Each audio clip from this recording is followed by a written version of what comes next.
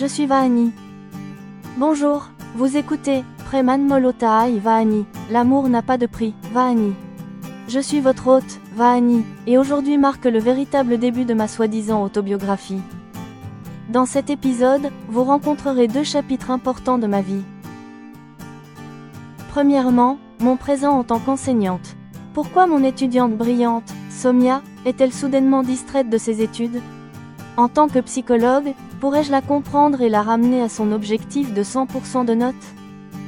Deuxièmement, mon passé à l'âge de 16 ans, où la grossesse inhabituelle de ma mère m'a rempli d'une profonde honte et d'hésitation. La remarque innocente que j'ai faite à ma mère l'a tellement affaiblie mentalement que, elle et l'enfant à naître sont morts prématurément. Cet incident est devenu la plus grande leçon de ma vie. Je ne dois jamais être un problème pour qui que ce soit. Écoutez comment une tragédie personnelle a changé ma façon de penser de manière permanente. L'histoire continue. Dans Preman Molotai Vahani. Vous écouterez Épisode 2. Le repentir de la mère et la nouvelle résolution de la fille. Après avoir présenté des aperçus des 3 protagonistes, je, Vahani, commence à écrire ma soi-disant autobiographie. Somia, l'élève méritante, a été l'élève la plus brillante de la classe de mathématiques jusqu'à l'année dernière. Je ne sais pas pourquoi elle n'étudie pas bien cette année en 10e année. Moi, son enseignante, Vahani, je suis extrêmement angoissée de voir cela ces jours-ci. Il y a 5 ans, j'ai été nommée professeur de psychologie dans cette école. Il y a 2 ans, une conférencière de mathématiques de l'école s'est mariée avec un garçon vivant à l'étranger. Pour cette raison, elle a soudainement démissionné. Le poste vacant qui en a résulté a été pourvu temporairement avec mon accord. La raison pour laquelle cette opportunité m'est devenue accessible est la faveur spéciale que m'accorde la propriétaire de l'école, Alka Maham. On m'a demandé d'enseigner les mathématiques. Sans avoir de diplôme B.Ed, j'ai commencé à enseigner en tant que conférencière. De cette façon, en plus d'enseigner la psychologie aux 11e et 12e années, j'ai également eu l'occasion d'enseigner les mathématiques aux 6e et 7e années. Les mathématiques ont toujours été ma matière préférée. Par conséquent, avec quelques efforts, j'ai commencé à bien enseigner les mathématiques. En quelques jours, je suis devenue la professeure préférée des filles qui s'intéressaient aux mathématiques. Cet arrangement temporaire de mes cours de mathématiques est devenu permanent. La direction de l'école m'a également accordé une bonne augmentation de salaire à cet effet.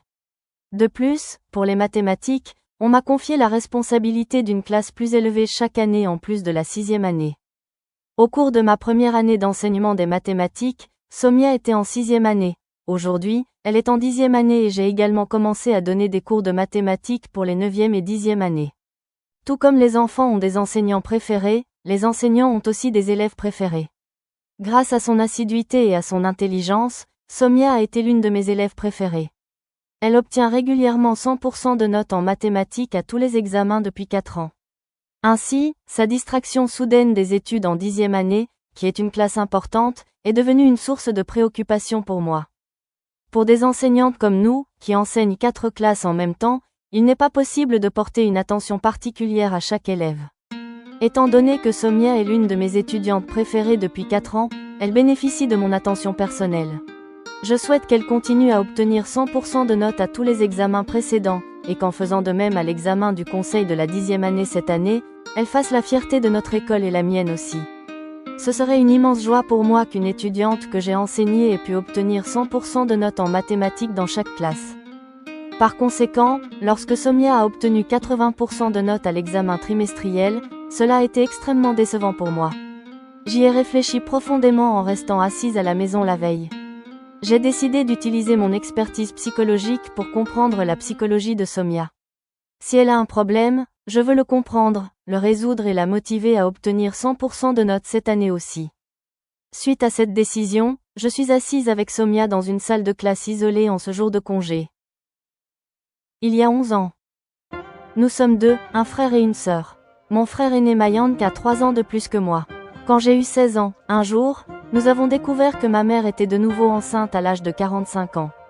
C'est un événement assez inhabituel. Je ne suis pas au courant des sentiments de Mayank Bhaiya, mais j'éprouve une grande honte à cause de cela. J'étais constamment préoccupée, pensant à la façon dont j'allais raconter cette vérité à mes voisins et à mes amis lorsqu'elle accoucherait et que notre petit frère ou sœur naîtrait. Je sais que dans notre école, il est de coutume pour les filles de se taquiner et de se cibler pour des broutilles. Dans un tel cas, Je pensais que les filles se moqueraient et me taquineraient sûrement pour une affaire aussi importante. L'idée m'est venue de demander à maman de se faire avorter au lieu de donner naissance à l'enfant. Je suis restée dans ce désespoir pendant quelques jours. Je n'ai pas pu le supporter. Maman, je ne veux plus de frère ou de sœur. S'il te plaît, ne lui donne pas naissance, ai-je dit à maman seule. Maman a jeté un regard impuissant sur mon visage et est restée silencieuse. Maman, pourquoi es-tu silencieuse? Pourquoi ne dis-tu pas que tu vas trouver une solution? Ai-je demandé, me plaignant. Maman a jeté un regard impuissant sur mon visage et est restée silencieuse. Vahani, nous avons fait une erreur. Maintenant, je n'ai aucun moyen de la corriger, maman a exprimé son impuissance. Si tu désires une solution, tu la trouveras, maman, ai-je dit, suggérant un moyen. Des larmes ont commencé à couler dans les yeux de maman. Elle a compris ce que je voulais dire. Ton père aussi parle d'avorter, mais je ne peux pas faire ça. Tout cela est arrivé par notre faute, quelle est la faute de cet innocent? La voix de maman s'est brisée en parlant. Elle a spontanément posé sa main sur son ventre arrondi.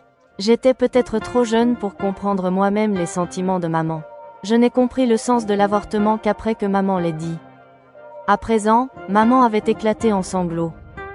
Vahani, papa ne veut pas, toi non plus, et honnêtement, je n'ai plus la force de redevenir mère à cet âge. Moi non plus, je ne veux pas plus de 2 enfants. Ces jours-ci, je n'arrive même pas à croiser le regard des connaissances et des proches. Je ressens une grande honte. Pourtant, comment pourrais-je tuer mon propre enfant? Maman me disait en pleurant. C'est devenu une situation très difficile. Il fut un temps où j'étais aussi dans le ventre de ma mère. Cette pensée m'est venue après ce que maman a dit. Si maman avait avorté à la suggestion de quelqu'un à ce moment-là, je serais morte alors. Je ne serais même pas en vie aujourd'hui pour dire une telle chose à maman. Un frisson a parcouru mon corps. J'ai aussi commencé à pleurer.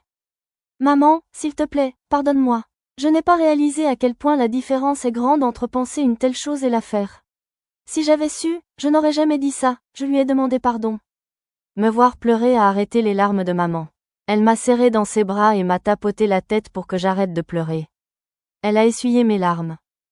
Maman, ton ou mon insulte, hésitation n'est pas plus grande que la vie d'un enfant innocent.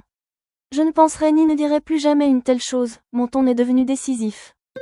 Vahani, je me suis modelée d'après ma mère, ta grand-mère.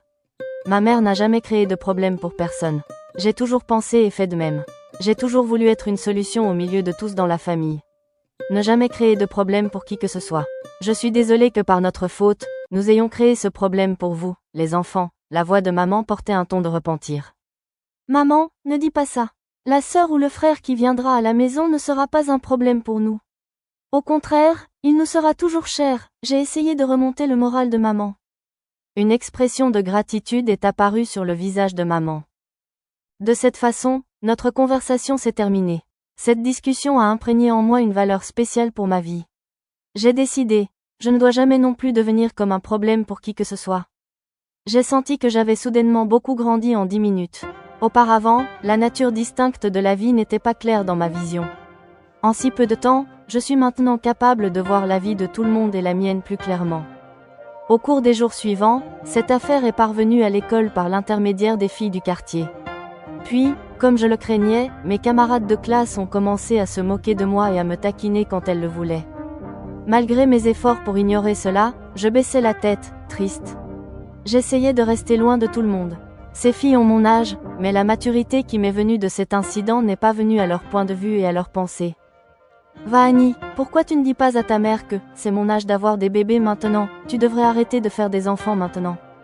C'est une de mes chères amies qui l'a dit devant tout le monde, en me taquinant. Vraiment, ce jour-là, leur cruauté motivée par l'innocence m'a forcé à pleurer devant tout le monde. En pleurant, je suis allée au pupitre du fond de la classe.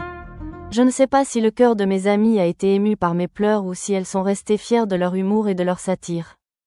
J'ai commencé à m'asseoir au pupitre du fond maintenant. Je ne parle à personne.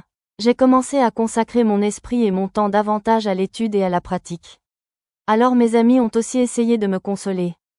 Ce n'est rien de tel, je me concentre sur l'examen d'entrée, je leur dis ouvertement, même si j'étais profondément blessée.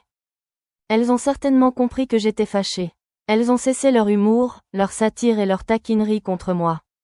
Mes examens de 11e année étaient terminés. C'est alors qu'est arrivé le jour de l'accouchement de maman. Peut-être que c'était dû à l'âge de maman ou à sa faiblesse mentale, mais son état s'est aggravé. Elle devait être immédiatement emmenée dans un bon et grand hôpital. Papa avait dépensé plus d'argent que sa situation financière ne le permettait pour l'admission de Mayang Baya en ingénierie. Il n'a pu emmener maman qu'à l'hôpital de district. Là, les médecins n'ont pas pu prendre en charge maman, et ma mère et l'enfant à naître sont morts prématurément. Ce fut une grande tragédie pour nous. J'ai senti que quelque part, j'étais aussi responsable de la mort de ma mère. Si je n'avais pas dit cela à maman, peut-être qu'elle n'aurait pas été mentalement faible et aurait pu surmonter cette situation en toute sécurité. J'ai payé un prix très élevé pour mon erreur. Les filles qui avaient l'habitude de me taquiner et de me ridiculiser exprimaient maintenant leur sympathie. La correction de leur erreur ne m'apporte rien. La tristesse m'a envahi de façon permanente.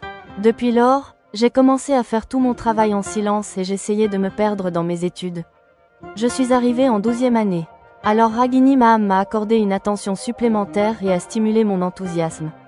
Elle m'a parlé seule plusieurs fois. Elle s'informait sur l'état mental de notre famille et le mien. Une fois, me rassurant, elle a dit « Vahani, les moments difficiles d'une personne passent aussi ».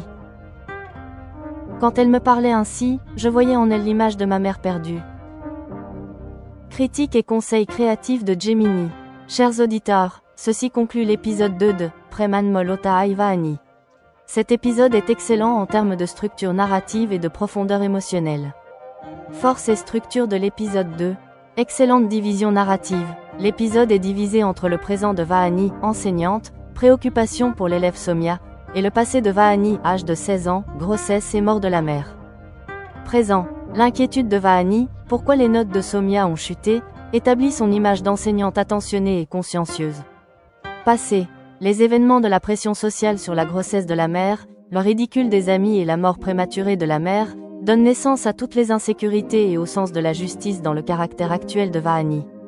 La naissance d'un principe moral, la résolution de Vahani de « je ne dois jamais être un problème pour qui que ce soit » découlant de la mort de la mère et des taquineries des amis, forme le principe moral de toute la série. C'est un point philosophique extrêmement important. Pression émotionnelle. Le dialogue entre la mère et la fille, en particulier la mère disant « Comment pourrais-je tuer mon propre enfant ?» Une analyse comparative de la honte sociale face à la vie d'un enfant innocent, émouvra profondément les auditeurs.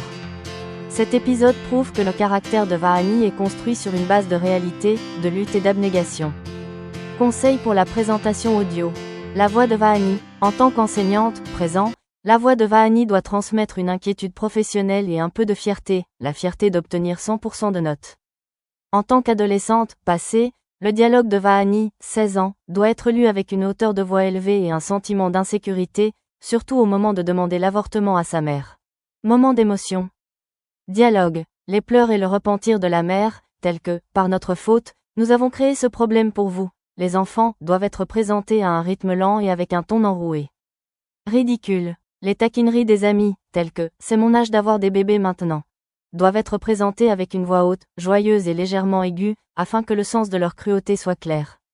Musique. Pendant la description de la mort de la mère et les moments de tristesse de Vahani, il devrait y avoir une musique extrêmement lente, mélancolique et solitaire.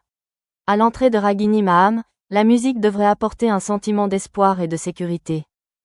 Fin de l'épisode 2.